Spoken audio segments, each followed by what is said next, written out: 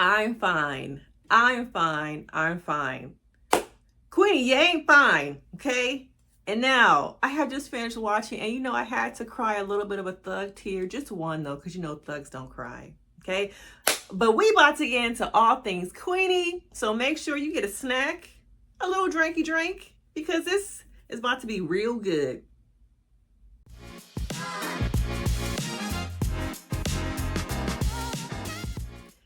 Now, if you are new here, I'm Denise Brady. I'm a licensed marriage and family therapist. Woot woot. Okay?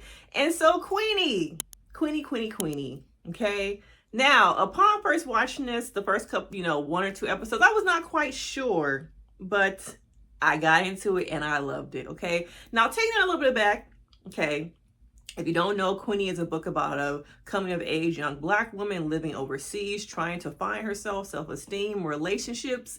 And no, even though she's over there, over the bridge, a lot of stuff here in the U.S., all over the world, we can all relate to. And I must admit, in 2018, I did try and read this book. I tried a couple times and I just could not get into it. So when I found out the show was coming, I was like, okay, here's a second opportunity, or third, because I did read the book twice and I just could not get into it. Here's another opportunity for me to give this book, this story, my attention, okay? And sometimes maybe I'm more of a visual person than more of a reading person, but I enjoyed the show. I'm really glad I gave it a chance. And so, okay, how many of y'all are Queenie? A lot of us. A lot of us have trauma. A lot of us are going through relationships, trying to find ourselves, trying to figure out where do we fit in the world. We see ourselves a lot further than where we are. That holds us back. Mental health, relationships, all of that, okay, came into place. And now we meet Queenie. She's in a place in her life with Tom, okay? And, we see her have this huge moment with Tom off the cusp of this incident in the hospital where, spoiler alerts, if you have not watched the show, save my video, come back. But she finds out that she was pregnant and she did not even know it. Not only that, she finds out that she had a miscarriage. So she's dealing with all these emotions, motherhood, life, trying to figure out her relationship. Where do I fit in? Who do I tell? And so on the cusp of that, there's this huge blow up with her and the boyfriend. That becomes a catalyst for the rest of these episodes. And Onyx Collective, y'all did y'all thing, okay? Y'all did y'all thing. If any of y'all are watching this video, y'all did that. Okay, y'all did that. Shows like this, we need more of. And so I've heard a lot of comparison of this show to Insecure. And when I first saw that, I was like, is it? Okay, because how many seasons of Insecure did we get compared to one season of Queenie? And at that point, I had only watched 2 or 3 episodes. So I was like, no, y'all can't do that. No comparison. But then I watched all the episodes and I was like, oh, y'all got me. Okay. I can't cap. We're going to get into it. Okay. But the relationship with Tom, she deals with a lot of racism. And I see that throughout the whole season of her trying to be a Black woman in spaces where white people have dominated. Even when she's just trying to have a good time at the club, at the pool, different times, it shows up the racism, the colorism, the skin thing that the grandmother said, okay, with her relationship with Tom and having a baby. But over and over again, you see how Black women become this vehicle to just be used. And I think we saw that in her relationships with the men. And one thing I had a question about, which I wish they kind of went into a little bit further, was why was it that she was so into white men? Not that there's anything wrong with that. Part of me wonders if she was just trying to fill that void of Tom with someone else. But a lot of these men used her, abused her, fetishized her.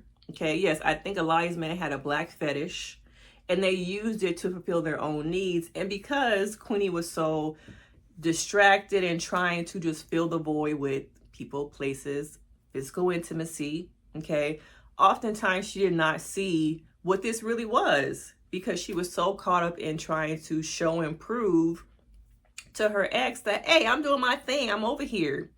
Even when he wasn't responding to text messages, she was still updating him on her life. Like, girl, he ain't that interested. But that is a lot of people.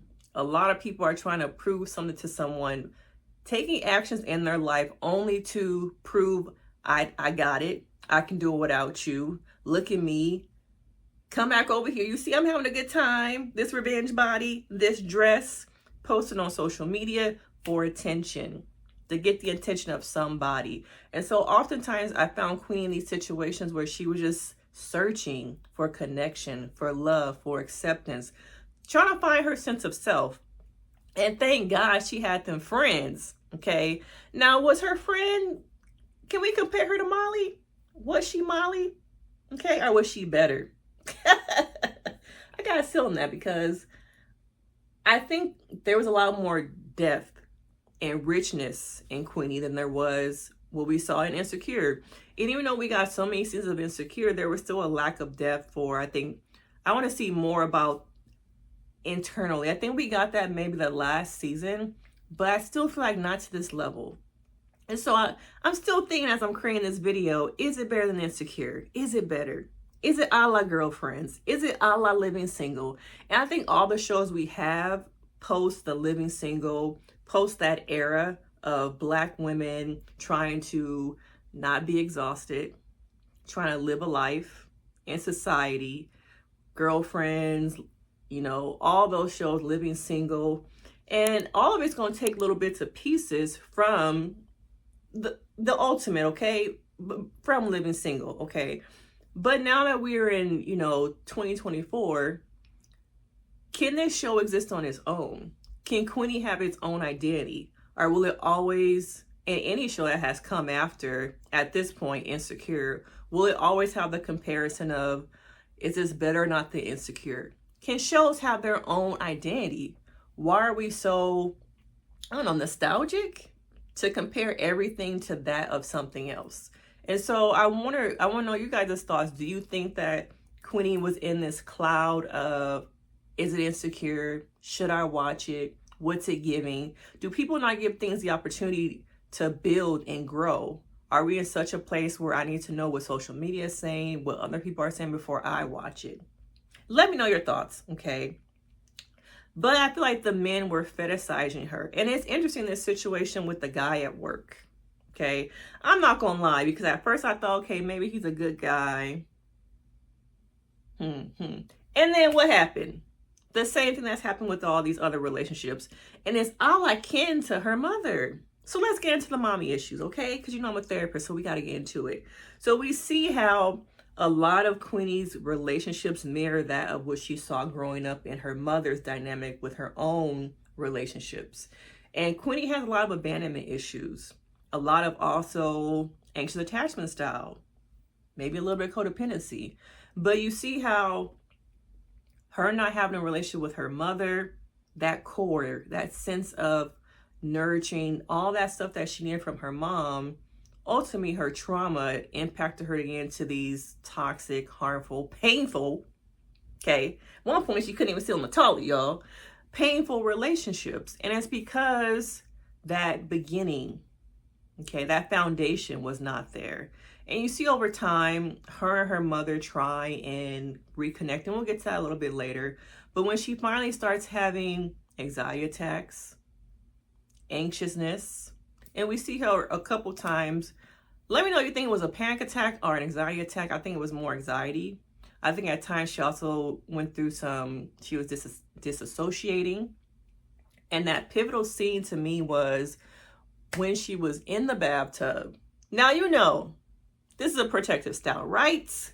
But I'm still not trying to get it wet because, I got to keep these edges laid. I got to make these braids last. So when I saw her in that bathtub and she put her whole body in the bathtub, that was a breaking point. Not only that, then we saw her have an anxiety attack because everything was overwhelming. As a Black woman, I was like, that's exhaustion. Okay, some of y'all, that's what it looks like. Other people, you have high functioning, anxiety, depression, exhaustion. But ultimately, Queenie was a mirror to a lot of us, what we're going through. Young adulthood, self-esteem, trying to break the stigma on therapy. Okay, now she finally went to therapy, realized, okay, I need a little bit of additional assistance. I need some help. And we have the stigma of the family therapy. Nobody in our family goes to therapy. Well, that stops with me because I'm breaking generational cycles, curses. And the one thing I was kind of disappointed about when it came to therapy was that the therapist was white. Okay, and I'm not sure. Let me know if you read the book. Was it the same thing in the book? But it just feels like even in that space, I felt like at times the therapist was still telling her about herself. Similar to these other spaces that we saw her in, where white people were telling her about herself and having control over her. Now, the therapist, I don't think had control over her in that sense, but it was still like, can we have had a Black therapist? Relatability. Also, people watching this, and they're getting an idea of what therapy is like. People who have never gone to therapy or thinking about it, they see this image. This is what therapy is. And they did a better job than what I've seen on other shows of, being in that space of therapy. But it just kind of felt like, this reminds me of what she's going through on the outside. Explaining her story, the emotional labor. Therapy should not be like that. Okay? So I was disappointed. But I did not read the whole book. So it could have been that in the story also it was a white therapist. But come on, where the sisters at? But I found over and over again in this community that she lived in, there weren't a lot of us. And that played a huge role into the different dynamics. And so I enjoyed her going to therapy, seeing her do the work, the growth. Okay. And then mama comes along with this check. And ask yourself, all right, if this has already happened to you, you're in a no contact or you're not in the best relationship with your parents, and they hit you with that money, that coin, and you're already struggling, would you take the check? Even though you're not on the same page, would your needs overcome what you're looking for from that relationship? And so in the beginning, she did not take it, but we saw towards the end that she did. We also saw how over and over again, the family, do I want to say they pushed her to make a reconnection with her mother? I think they were opening that door. And I think they want to fix because they want to see her happy. But sometimes, like Granddaddy, let them have their moment. Let them release it. You can't fix everything. You have to give room and space for people to heal on their own terms. Sometimes people are so quick to fix things that they forget this is their life. Let them heal in the way that they want to. Okay? Don't put pressure on them. And so we saw over time the growth. Okay? Over time, I don't know if it was like a year or so, but she gets her own place. But I want to talk about somebody, Frank. Because throughout this season, I'm like, that's the one. Come on now. Even in the beginning, I thought it was interesting how they never brought up how, at least maybe I missed it, what was her connection to Tom? Why Tom? When I feel like she was in so many spaces where she needed more Black support. Her friends were super Black, but nobody brought up why was there this need or want to be with someone white. And once again, I don't care. Love who you love, okay? But I think it was interesting how her friends were super Black. Frank was always there. There was a connection between her and Frank, chemistry. But it took forever for it to be acted upon. Maybe because she wasn't in her healing journey. She wasn't on her healing journey yet. She couldn't see past the clouds. And then once she had more clarity, she was able to come down. Maybe then she saw Frank. Maybe it was that. Okay, maybe she wasn't ready for a Frank. Okay, I'm going to put it on that. She was not ready for a Frank. But he was always there. And I was waiting the whole time. Frank, come on. He's right there. But she had to get to a place where she was open, accepting. Because y'all can want something, but not be ready for it. Let me say it again. You can be ready for that type of relationship in your mind, but in here. Have you done the work so that when that person comes along, you can accept it? You can embrace it. And you can build a foundation of a healthy relationship. So that's what I'm going to put on, okay? Okay, that's what I'm going to put on, okay? Now, we see how her and her mother, over time, they come together. And you see how she was parentified. You see the trauma. You see how her mom abandoned her for a man, okay? And her mother, over and over again, I felt like at times she didn't know how to interact with Queenie. She didn't know how to show up because Queenie wasn't calling her mama. Whatever her name was, it Sylvia? I think it was Sylvia. She was calling her mama her name. In the Black community, when you call a parent by their first name, that's a level of disrespect. So that lets me know that she was not even trying to have it. But once again, Queenie came into herself, her self-esteem, her self-worth. She realized, I can let go. I can release. I can heal. And I am deserving of great things. Yes. And that means forgiving not only my mother, but myself. We don't talk about that. As much as you need to, as much as you're working on or trying to forgive other people, forgiving yourself is a big part and is a big role in a lot of our interactions with people, the world, ourselves, is forgiveness. So I enjoyed how her and her mother came together at the end.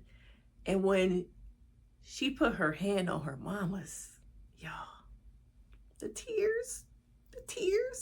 Because right there, I was seeing generational healing. I saw the work that she had been doing on herself to breathe, release, heal, and let go. Okay? When she put the hand on, I was just like, oh, my little therapist heart. I'm seeing it happen. Okay? I'm seeing it happen. Now, also, her and Frank finally, real love finally happens at the end. Okay? And of course, old boy Tom had to show. But Tom, go over there with the snow bunny. Go over there. Because Queenie has moved on from you. She realizes her worth. And she took accountability in her actions. And we saw over and over again the monologue. The internal monologue. And I think that's why people really were comparing it to Insecure. But I gotta say, y'all, now we towards the end of the video, it was better. It was better.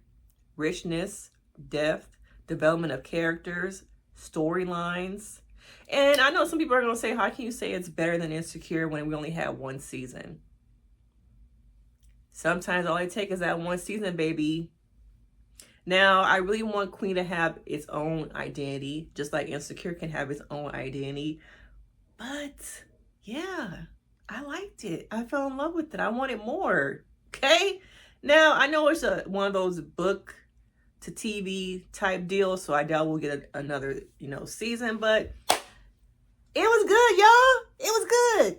Now, I want to know your thoughts. What do you rate this? Scale of 1 to 5. Let me know, how good was it? But this is my recap on Queenie. I really enjoyed it. Let me know your thoughts. Are you a Queenie? Were you her friend? Are you a Frank? Maybe you was one of the grandparents. And side note, was that the grandfather reminded me of Jeffrey from Fresh Prince of Bel-Air? Was it just me? But of course, let me know your thoughts, because your girl can, of course, get into it. Like, subscribe, and I will see you guys next time. Bye.